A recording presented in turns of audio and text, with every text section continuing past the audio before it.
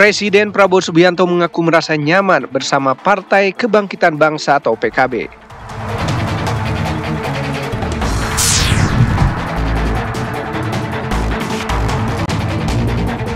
Satgas Pangan secara resmi menaikkan status hukum kasus beras oplosan dari tahap penyelidikan menjadi penyidikan.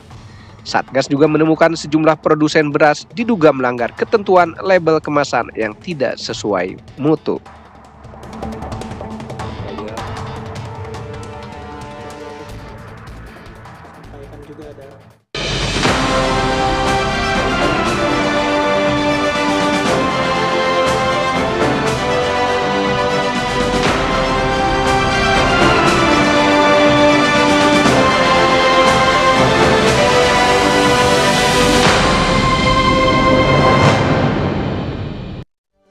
Selamat sore pemirsa, Kabar Merah Putih edisi Kamis 24 Juli 2025 hadir menjumpai Anda dengan sejumlah kabar penting dan menarik terkait kebijakan Presiden Prabowo dan jajaran kabinetnya.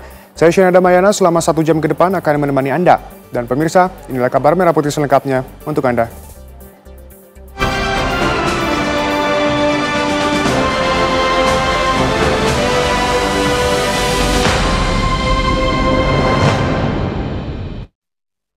Prabowo Subianto menghadiri acara puncak peringatan hari lahir ke-27 Partai Kebangkitan Bangsa atau PKB di Jakarta.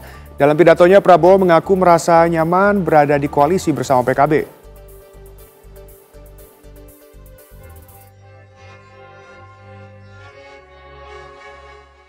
Presiden Prabowo Subianto menghadiri acara peringatan Hari Ulang Tahun Partai Kebangkitan Bangsa atau PKB yang diselenggarakan di Jakarta Convention Center Rabu malam. Dalam pidatonya, Prabowo menyatakan berterima kasih pada PKB atas dukungannya terhadap pemerintah yang dipimpinnya saat ini. Di depan ratusan kader PKB, Presiden ke-8 RI ini juga menyatakan merasa sangat nyaman berada bersama partai yang dipimpin Muhaimin Iskandar tersebut. Saya nyaman di tengah PKB.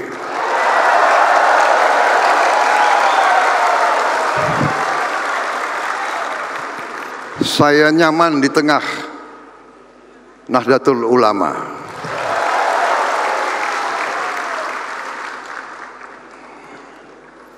Saya merasa dekat dengan tokoh-tokoh NU dan PKB.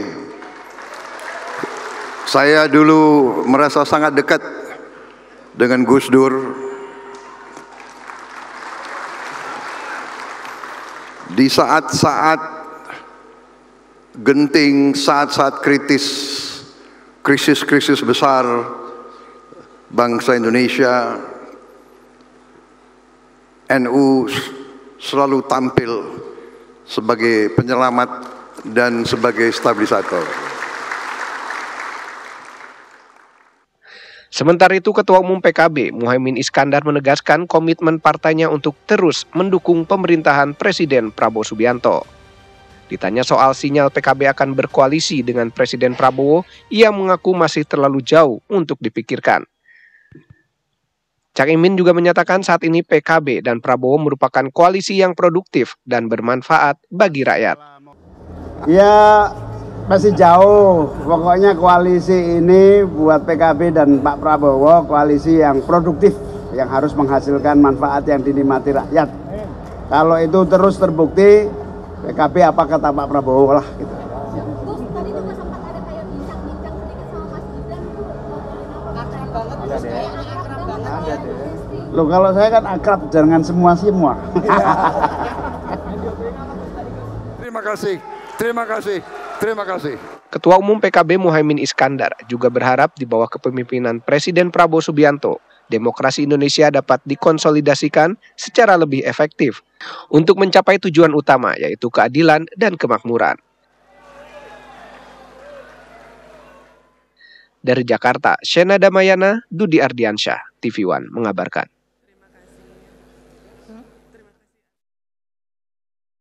Subianto meresmikan peluncuran tema dan logo HUT ke-80 RI di Istana Negara Jakarta. Logo karya anggota Asosiasi Desainer Grafis Indonesia asal Bandung, Bram Patria Yosugi, keluar sebagai pemenang sayembara. kepada yang terhormat Presiden Republik Indonesia secara resmi. Untuk pertama kalinya, peresmian tema dan logo HUT RI diluncurkan langsung oleh Presiden Prabowo Subianto di Istana Kepresidenan Jakarta. Di HUT ke-80 RI ini, pemerintah mengangkat tema Bersatu, Berdaulat, Rakyat Sejahtera, Indonesia Maju. Hal tersebut dianggap selaras dengan visi besar negara yang mewakili arah perjuangan bangsa Indonesia sebagai negara yang bersatu.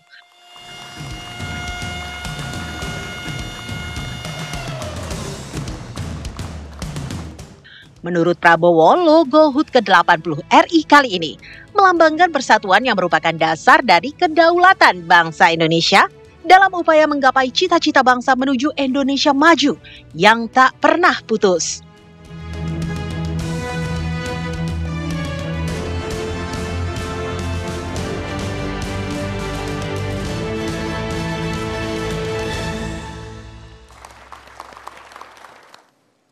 Tahun ini kita merayakan Hari Kemerdekaan Negara Republik Indonesia yang ke-80.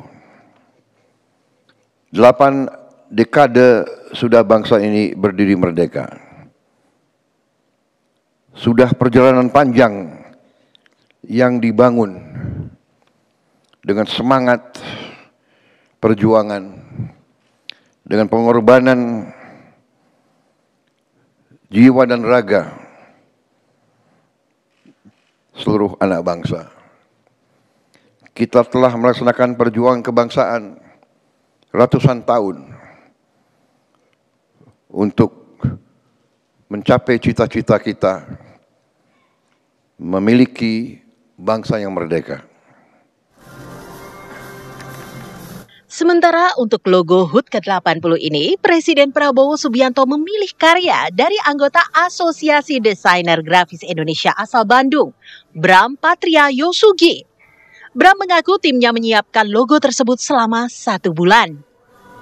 Untuk inspirasinya sendiri sih sebenarnya kita ngelihat dari tema besarnya dulu. Seperti yang tadi udah diucapkan juga oleh Pak Presiden, bersatu berdaulat, rakyat sejahtera, dan Indonesia maju. Jadi kita melihat dari 3 hal itu, kita coba rangkum dan kita coba jadikan sebuah identitas yang sederhana tapi tetap bisa syarat akan makna juga untuk 3 hal itu. Untuk angka 8 dan 0 sendiri mereka punya inti yang sama, yaitu bersatu berdaulat. Selain itu dia juga ada garis yang melambangkan kesejahteraan rakyat dan juga secara bentuk utuh dia adalah Indonesia maju. Kira-kira kayak gitu. Berapa lama Mas prosesnya Mas? Progres dari briefing sampai saya presentasi brand guideline kita memakan waktu 1 bulan kira-kira. Peluncuran tema dan logo ini juga turut dihadiri oleh jajaran Menteri Kabinet Merah Putih. Dari Jakarta, Haidar Fasal, Teddy Suhendi, TV One mengabarkan.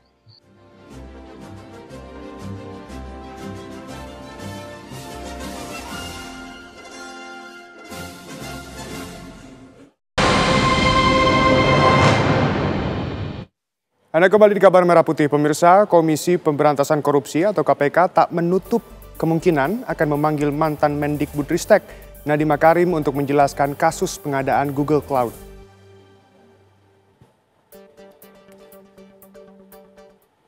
KPK menjelaskan kasus pengadaan Google Cloud ini terpisah dengan kasus pengadaan laptop Chromebook yang ditangani Kejaksaan Agung. Sebagaimana dijelaskan, Pak. Pemanggilan itu akan dilakukan jika Nadiem dinilai mengetahui konstruksi pengadaan proyek dalam pengadaan layanan Google Cloud di Kementerian Pendidikan, Kebudayaan, Riset, dan Teknologi. Kasus dugaan korupsi pengadaan Google Cloud di Kemendikbudristek ini belum masuk tahap penyidikan. Sebagaimana dijelaskan Pak Direktur Penyidikan, perkara ini belum naik ke penyidikan. Dijelaskan Pak Direktur Penyidikan, perkara ini belum naik ke penyidikan. Jadi belum bisa kami sampaikan secara detail. Jadi kita tunggu saja. Tapi ada kemungkinan memanggil Nadiem nggak sih Mas? Kan dia selaku menteri adalah orang yang harusnya menguasai proyek-proyek, memantau proyek-proyek itu. Kita tunggu perkembangan penanganan perkara ini. Nanti akan kami sampaikan update berikutnya seperti apa. Tentu dalam prosesnya KPK akan melakukan permintaan keterangan kepada pihak-pihak yang diduga mengetahui dari konstruksi perkara tersebut. Kita ke kabar lainnya pemirsa, tim penyelidik Polda Metro Jaya telah memeriksa 15 orang saksi dalam kasus kematian seorang diplomat muda di kawasan Menteng, Jakarta Pusat beberapa waktu yang lalu. Kabid Humas Polda Metro Jaya, Kombes Pol Ade Arisham Indardi, dalam keterangannya siang ini menjelaskan, penyelidik menggandeng sejumlah ahli untuk mengetahui penyebab kematian korban. Para ahli tersebut melakukan pemeriksaan toksikologi untuk memastikan apakah ada zat beracun di dalam tubuh korban. Penyelidik juga telah mengambil sidik jari dari sejumlah barang yang ada di sekitar lokasi. Selain itu, penyelidik juga telah mengambil rekaman CCTV dari 20 titik, baik dari sekitar tempat kos hingga lokasi kerja dan tempat yang pernah dikunjungi korban. Hingga kini petugas masih bekerja menyelidiki seluruh temuan-temuan tersebut.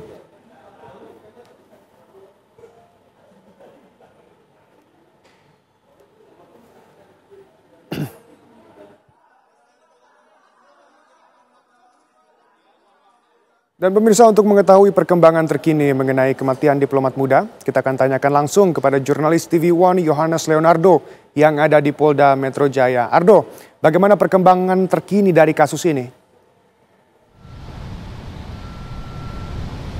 Ya, Siana, jika kemudian kita bersama-sama tadi menyimak apa yang disampaikan oleh Kombes Pol Ade Arisham sebagai Kabid Humas Polda Metro Jaya pada siang hari tadi, memang untuk progres ataupun juga update perkembangan terkini dari penyelidikan atau pendalaman kasus kematian salah satu diplomat Arya di Jakarta pada tanggal 8 Juli 2025 kemarin, bahwa memang pendalaman seperti kemudian penyelidikan untuk penelitian dalam bidang toksikologi dan juga toksikologi untuk memastikan zat-zatnya dipastikan tidak ada atau seperti apanya, kemudian juga pemeriksaan-pemeriksaan dan pendalaman juga sudah dilakukan, dan memang simpulan terkini yang dapat kami terima informasinya hingga saat ini bahwa belum ada kemudian hambatan yang signifikan dalam proses penyelidikan tersebut. Jika kemudian mengacu pada keterangan tersebut, memang yang disampaikan juga perkembangan mengenai penyelidikan di bidang medis, karena saat ini jenazah sedang dilakukan visum di Rumah Sakit Cipto Mangunkusumo RSCM Jakarta Pusat untuk dilanjutkan proses visum sejak kematian korban pertanggal 8 Juli 2025. Namun yang menjadi pertanyaan dan juga menarik perhatian publik adalah, jika tadi Ade Ari mengatakan bahwa kunci kosan ini ada berlapis, tidak hanya di pintu kamar, bahkan di pintu kamar saja sudah berlapis, kemudian juga di kos-kosan atau di kamar kos juga ada penguncian, serta bahkan di pagar paling depan saja ada kemudian penguncian. Dan kemudian menjadi pertanyaan, bagaimana kemudian tewasnya korban bisa terjadi dengan mengingat pengamanan yang begitu ekstra di kamar kos, hingga akhirnya kecurigaan datang dari sang istri yang kemudian meminta tetangga korban yang kemudian berkoordinasi dengan penjaga kos untuk kemudian membuka dan mengecek kondisi korban di dalam kamar sebelum akhirnya ditemukan dengan kondisi sudah tak bernyawa dan sudah dilakban bagian mulut. Dengan temuan memar-memar pada sekujur tubuh, Polda Metro Jaya ini berkomitmen untuk kemudian melakukan pengungkapan kasus secara transparan, ilmiah, dan juga profesional, di mana kemudian proses yang sudah berlanjut hingga saat ini yang sudah bergulir tidak hanya kemudian melakukan pemeriksaan klinis atau dari segi medis, tapi juga koordinasi dengan beberapa lembaga terkait. Di antaranya yang kami catat ada beberapa audiensi dilakukan dengan Kompolnas, kemudian juga dengan Komnas HAM, dengan melakukan pengecekan ke TKP bersama-sama Komnas HAM pada saat itu, serta juga Polda Metro Jaya melakukan audiensi dan juga koordinasi lintas kementerian dengan Kementerian Politik dan juga Keamanan, tentunya dengan harapan untuk membuka kasus ini seterang-terangnya, karena hingga saat ini sudah tercatat hampir 2 minggu bergulir begitu ya. Kasus ini terus-menerus kemudian menyita perhatian publik, bahkan hingga hari ini saja sudah beberapa isu beredar di kalangan masyarakat. Dan tadi coba yang disampaikan oleh Ade Arisham selaku Kabid Humas Polda Metro Jaya untuk memastikan bahwa kabar-kabar beredar tersebut dipatahkan kemudian juga dengan proses penyelidikan dari pihak kepolisian yang masih berlangsung saat ini. Tidak hanya tadi di bidang kesehatan dan juga pemeriksaan di TKP, namun juga Polda Metro Jaya memastikan bahwa tim-tim yang dilibatkan ini melibatkan para ahli seperti di tim Inavis dengan Baris Krim Polri untuk pemeriksaan sidik jari dan juga barang-barang di tempat kejadian perkara, kemudian juga tim DNA forensik untuk mengambil sampel DNA dari korban, kemudian juga tim digital forensik dan juga siber Polda Metro Jaya juga diterjunkan dengan memeriksa beberapa barang bukti seperti laptop, sehingga CCTV dan beberapa barang alat elektronik lainnya yang ada di tempat kejadian perkara. Kemudian juga rekaman CCTV yang kami dengar informasi ada sekitar 20 titik yang kemudian didalami oleh pihak kepolisian, serta juga tim psikologi forensik atau APSIFOR yang juga diterjunkan untuk mendalami latar belakang psikologis korban untuk membuka semua kemungkinan ataupun juga mengungkap kasus ini seterang-terangnya, mengingat ini menjadi sebuah pertanyaan jika tadi kita sama-sama mendengarkan bahwa dengan penguncian yang ekstra, kemudian juga latar kejadian yang begitu mendadak secara tiba-tiba bahkan terkuak setelah istri korban yang menghubungi, ini menjadi sebuah isu penting kemudian bagi Polda Metro Jaya untuk berhasil mengungkap kasus yang sudah terjadi pada tanggal 8 Juli 2025.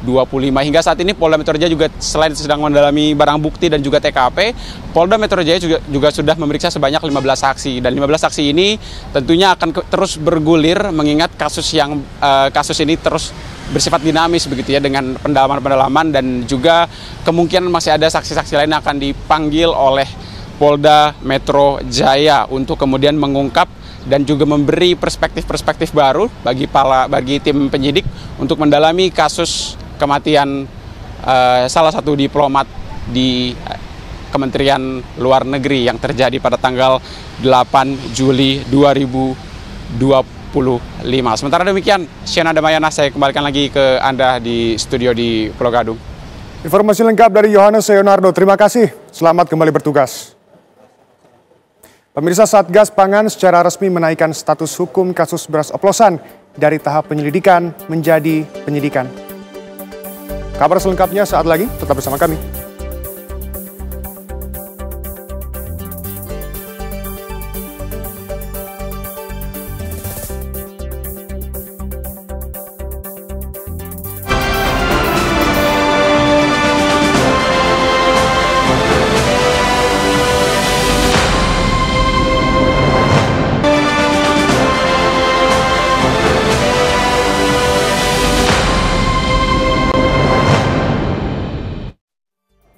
Pemirsa, Satgas Pangan secara resmi menaikkan status hukum kasus beras oplosan dari tahap penyelidikan menjadi penyidikan.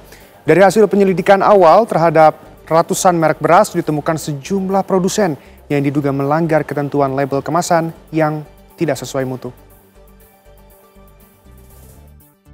Bisa kita mulai? Baik, terima kasih. Satgas Pangan Polri bergerak cepat mengungkap kasus beras oplosan yang belakangan marak beredar di masyarakat. Status hukum kasus beras oplosan kini naik dari tahap penyelidikan ke tahap penyidikan. Dari hasil uji sampel terhadap 212 merek beras, ditemukan 3 produsen atas 5 merek beras yang diduga melanggar ketentuan label kemasan yang tidak sesuai mutu. Dari hasil penyidikan sementara ditemukan 3 produsen atas 5 merek tersebut, yaitu merek beras premium. Kemudian penyidik melakukan upaya paksa, yaitu berupa penggeledahan, melakukan penyegelan atau status quo, serta penyitaan di TKP, tempat produksi, gudang, retail maupun kantor terkait barang bukti yang diperlukan untuk kepentingan penyidikan. Dari hasil penyelidikan tersebut, penyidik mendapatkan fakta bahwa modus operandi yang dilakukan oleh para pelaku usaha yaitu melakukan produksi beras premium dengan merek yang tidak sesuai standar mutu yang tertera pada label kemasan yang terpampang di kemasan tersebut. Baik rekan-rekan, itulah komitmen Polri. Kasus beras oplosan telah merugikan masyarakat hingga mendapat atensi khusus dari Presiden Prabowo Subianto. Praktik beras oplosan diperkirakan merugikan negara hingga 100 triliun rupiah per tahun. Dari Jakarta, tim TV One mengabarkan. Praktik pengoplosan beras yang belakangan terungkap mendapat atensi khusus Presiden Prabowo Subianto. Presiden menyebut tindakan pelaku merupakan perbuatan pidana dan serakah Akibat pengoplosan beras, potensi kerugian negara mencapai 100 triliun rupiah setiap tahun. Alat-alatnya pakai bahan bakar disubsidi oleh rakyat. Begitu sudah digiling jadi beras,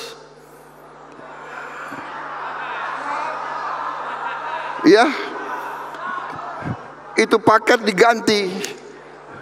Beras yang disubsidi ini yang ditempel katanya beras premium, harganya tambah 5.000, 6.000. Ini menurut saudara benar atau tidak?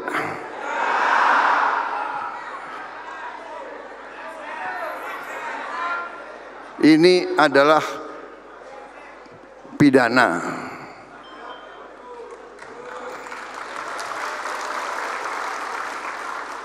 Ini gak benar, ini pidana. Yang saya katakan kurang ajar. Serakah. Saya dapat laporan 1 tahun dengan permainan ini, ya, beras biasa diganti bungkusnya, dibilang beras premium, dijual. Ini hilang kekayaan kita, hilang 100 triliun tiap tahun. 100 triliun. Gimana enggak mendidih kita dengar itu. Berarti kalau saya biarkan ini terus, dalam 5 tahun kita akan hilang 1.000 triliun. Kita ke kabar lain pemirsa, Dinas Pendidikan Kabupaten Rokan Hulu meliburkan sedikitnya 208 sekolah yang ada di 4 kecamatan akibat kebakaran hutan dan lahan yang terjadi di Kabupaten Rokan Hulu, Riau sejak sepekan terakhir.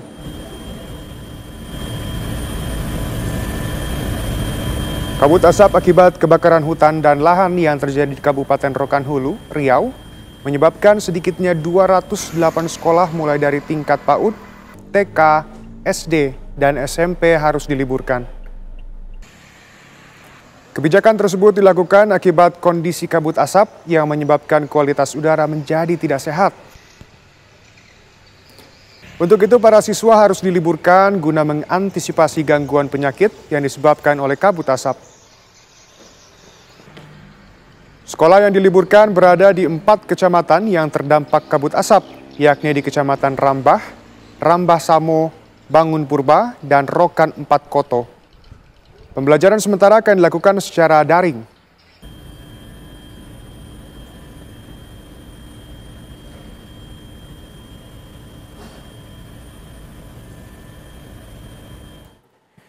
Pemerintah Provinsi Riau mengumumkan status tanggap darurat kebakaran hutan dan lahan karena sudah meluas hingga 500 hektar.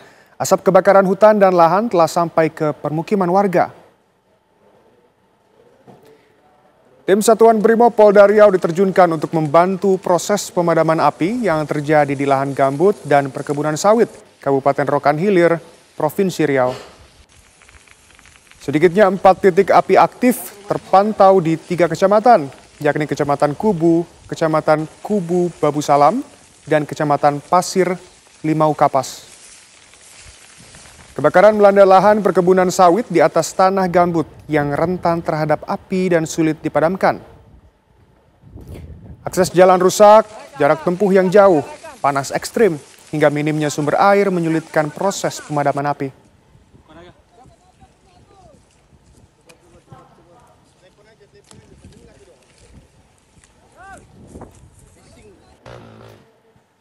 Menteri Kehutanan Raja Juli Antoni memantau langsung lokasi kebakaran hutan dan lahan di Kabupaten Rokan Hilir, Provinsi Riau.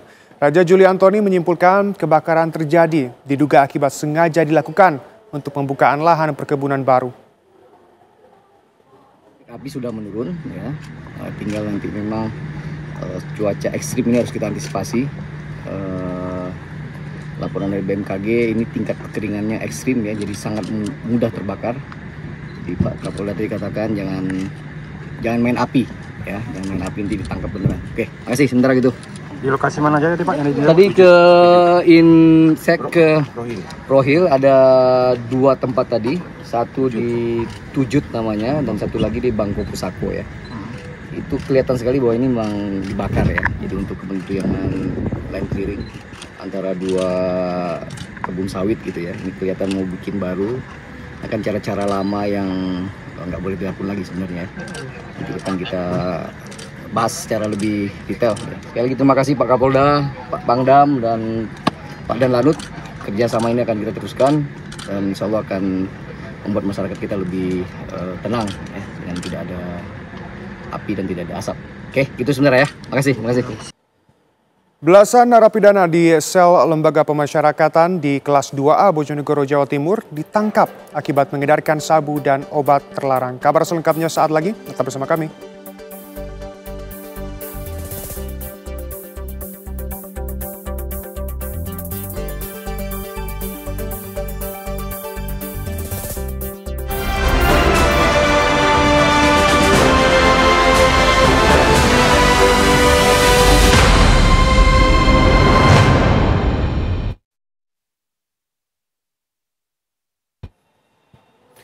Pemirsa, Pramono Anung menghadiri workshop implementasi AI hari ini. Pemprov Jakarta berkolaborasi dengan BCG untuk merancang roadmap AI untuk membuat Jakarta menjadi lebih modern dan siap untuk menjadi kota global. Dalam upaya berbenah, kota Jakarta siap menjadi kota global dengan mengusung teknologi modern dengan mengimplementasikan AI. Selain bertransformasi secara digital, Pramono berharap Jakarta bisa beradaptasi dengan hal-hal baru, termasuk artificial budget. Terutama untuk yang berkaitan dengan lalu lintas, Kartu Jakarta Pintar, Kartu Tanda Penduduk, Jakarta Terkini, dan KIMU.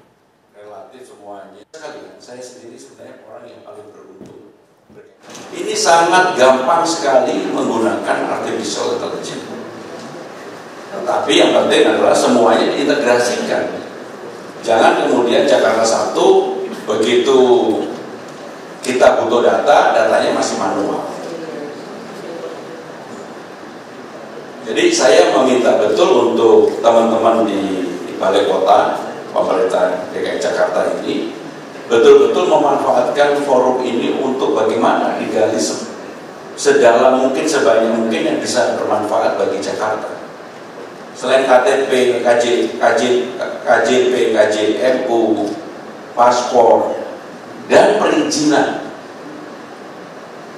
Ini kebetulan kan orang kalau sudah berpikirnya artificial intelligence itu kan pengennya sesuatu yang cepat, presisi, dan bisa dilakukan. Dan pemirsa, kabar tersebut sekaligus menutup jumpa kita hari ini. Esok Kabar Merah Putih akan kembali di waktu yang sama. Dan jangan beranjak dulu pemirsa, karena sesaat lagi Anda dapat menyaksikan program Berita Utama Kriminal. Saya Shane Adamayana, mewakili seluruh kru yang bertugas mengucapkan terima kasih dan sampai jumpa.